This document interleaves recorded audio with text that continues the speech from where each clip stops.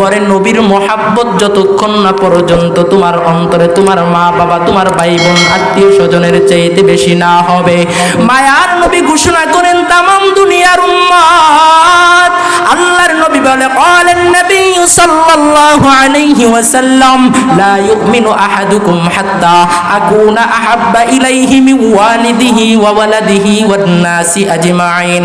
মায়ার নবী জানাইয়া দেয়, ও তামাম দুনিয়ার মানুষ, যতক্ষণ না পর্যন্ত তোমার অন্তরে আমি নবীর ভালোবাসা তোমার মা বাবা তোমার ভাই বোন তোমার আত্মীয় স্বজনের চাইতে বেশি না হবে, ততক্ষণ পর্যন্ত তুমি প্রকৃত মুমিন হতে পারবা না। নবীর মহাব্বত কতটুকু রাখবো? নবী বলেন, আমি নবীর মহাব্বত দুনিয়ার সবচেয়ে বেশি রাখতে হবে।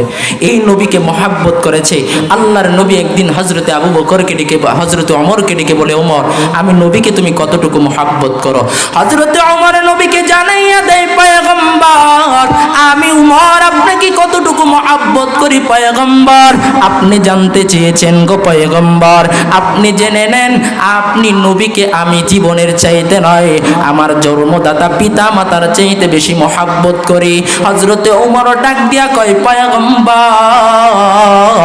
আমি নবীকে আপনি নবীকে আমি জীবনের চাইতে বেশি নয়, বরং আমার জন্মদাতা পিতা মাতার চাইতে বেশি মহাব্বত করি। আল্লাহর নবী ডেকে বলে, রে উমর, তুমি আমি নবীকে মহাব্বত করো, তোমার পিতা মাতার চাইতে তুমি মহাব্বত করো, হয় না?